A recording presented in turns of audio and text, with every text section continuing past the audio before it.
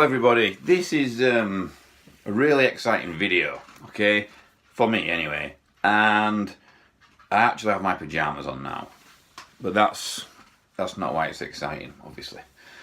Another thing is, it's a really weird video because I've got my pyjamas on, it's 9:30 in the morning on a Sunday, Christmas is just out of the way, and I've gone and put a baseball cap on whilst wearing pyjamas, so it's very weird.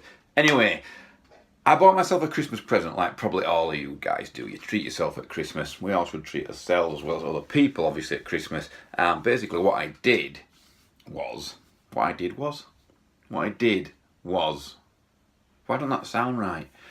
What I did anyway was, I did this thing, okay, and that was that I bought my old Dean Razorback back.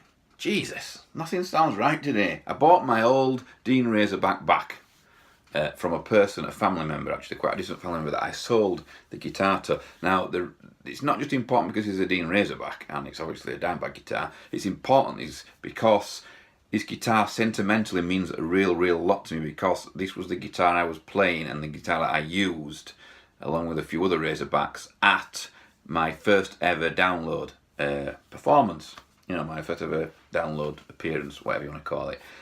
We were on the Red Bull stage, I think. In fact, yes, it was the Red Bull stage because I drank a lot of Red Bull waiting around. The gig was nearly pulled. We were nearly pulled off the bill. We were nearly cancelled because the mud was that bad, because the weather was so bad that basically they were saying that they needed to put all this hay down and people had to wait a really long time to come in. If you were at that download festival, please put in the comments, I was there, the really muddy one. I think it was 2012, in fact I'm pretty certain it was 2012. Anyway, I did a little trick, the dog's barking, I did a little trick, and what I did was we needed to pull people into the tent because it was late and everyone was panicking and rushing to get to the main stage. And I thought, and around the corner just from that stage at the side, the way it was set out then, there was these gates where everyone was flooding in and we're going to flood in, and our tent was like at the side of those, and I thought if I get some Razorbacks, basically all my Razorbacks, which I think was 2 or 3 that I had with me that day, I can't remember, and I put them on the racks on the stage rather than at the side out of the way, then everybody loves Dimebag, he always brings a crowd. Razorbacks were quite new on the scene then, especially in this country. There weren't many people using them live especially, and I thought if I put them out there it'll attract people in, because Dimebag attracts people, Pantera attract people. We were nothing like Pantera, we were more of a rock band then than anything. It was long before the beard, just as my hair was falling out. I was just going bald then in 2012, I shaved it off. And we played and we went down really well. The tent was full somehow, well not full rammed, but it was, you know, you couldn't get it much fuller. And it was a really good gig and it opened a lot of doors for me. And it was that same day that I met the artist relation from Jackson and EVH and Fender and stuff. Sorry about my dogs. Anyway, never mind all that. I've got the guitar back. It was in a right state when I got it back. It's been clearly up in a corner and not looked after. But anyway, I will show you it. Just bear with me. Oops. Oh yeah, I've got Star Wars pyjamas on. If you just saw them. This is it. This is what we're talking about. This is, you can't see it, the Razorback Shards. Now this is from what I call the first series of Razorback. It looks super shiny on there if you're wondering why I've polished it a lot. There was paint on it, some kind of gunk, that non-descriptional, seriously thick, just spat some cornflake out. Some seriously bad gunk was on this guitar. Look, there's still a bit of dust there. I've missed under the strings because I've not changed them. The V-shaped neck, that takes some getting used to. Very big guitar, but I really like them.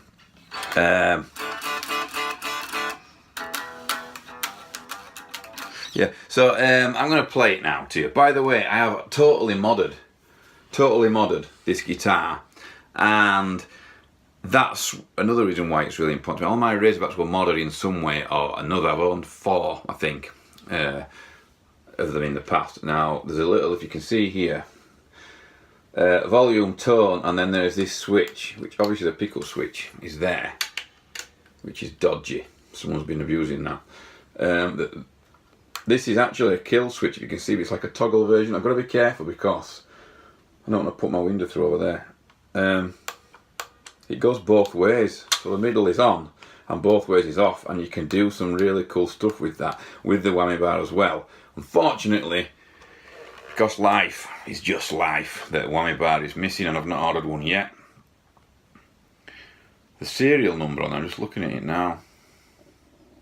It must be 06. Were they out then? Were Razorbacks around in 2006? I'm trying to work out the date. I don't think they were. But anyway, it's in standard tuning. I'm going to put it through the Mustang. I'm going to play some Pantera riffs when I've moved this thing. And then I'm going to disappear. And you can tell me what awesome gifts you bought yourself. Gear gifts for Christmas, or what things you've treated yourself to, and what you think of Dean guitars. I'm going to do a full video on Dean Razorbacks, by the way, on its own, with just me talking about them, because they're quite a complicated guitar that's changed without changing the way it looks. You know, the graphics have changed, but there's other things that have changed as well that people probably don't know about, and I'm going to tell you about them because it's really important if you're buying a Razorback, probably a used one, that you know a bit about them, because Dean changed things a lot. Okay, I don't know if they changed the factory where they make them, but I've owned a few different generations, if you want to call them, of Razorback, and they are different in different ways. Okay, so that's it anyway. I'll see you soon. I'm going to play a couple of Panteras and I'm going to get the hell out of here. Bareknuckle Nailbombs. Yeah, I can't show you the one that's near the neck pickup, because it doesn't work, because there's something wrong with that switch. But I can show you the nail bomb near the Floyd, the bridge nail bomb. Now, they're not ceramic, these pickups, and I made a mistake. I should have got ceramic ones. I made a bit of a mistake because they have that natural breakup thing. Well, all our nickel pickups have that. They have that natural breakup where the cord, if you're playing it, so it's sustaining and clamping solid, like, you know, sort of an EMG or a Duncan distortion. It falls away, it breaks up, and I don't like that. Some people do, but I don't. And the nail bombs do that. The ceramic ones don't, so I should have got the ceramic version. What I will say about nail bombs and Bareknuckle Warpigs is that they have this low endy thing. They have really lot of harmonics, okay, high up, and they also have this low endy thing, which I can only describe as if you were playing through a valve amp really loud at a rehearsal or wherever, you can hear and feel the speaker moving more for some reason. I don't know what causes that or why that happens, but I've definitely felt that twice now, once with a Warpig and once with this nail bomb, that they move more air. I did have the choice once to use this guitar for recording. I chose not to. It didn't sound as good, and neither did my Razorback Explosion as a Kramer, which I ended up using with EMGs in. EMGs always just sound best to me. I can't help but be like that. They're just the best metal pickup in my opinion. But yeah, these really move air with the speakers, and they are a good pickup if you really want to feel air moving out of your valve or tube amp. So that's it anyway. I'm going to play it. I'll see you soon.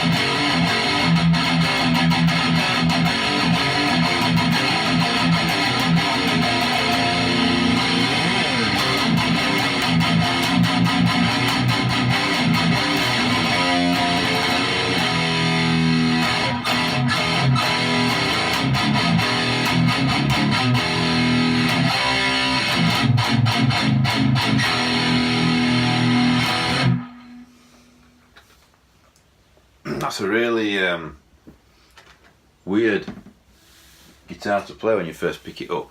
Quite hard actually, I found that. Oh, my leg. And I'm in a terrible position. And I've just woken up. But anyway, that's it. Dean Razorback. It's a very iconic guitar. Very metal. It kind of makes more sense when you stand up with it, that guitar, because of the way it sits on the strap. Perfectly balanced. Blah, blah, blah. It's all for another video, really. But yeah, I'm going to talk about Razorbacks more in depth, all the different ones, the different models and stuff in another video, like I said. Subscribe, comment, let me know what you got gear-wise for yourself over Christmas. And I'll see you soon. Maybe next week, or maybe sooner. Who knows?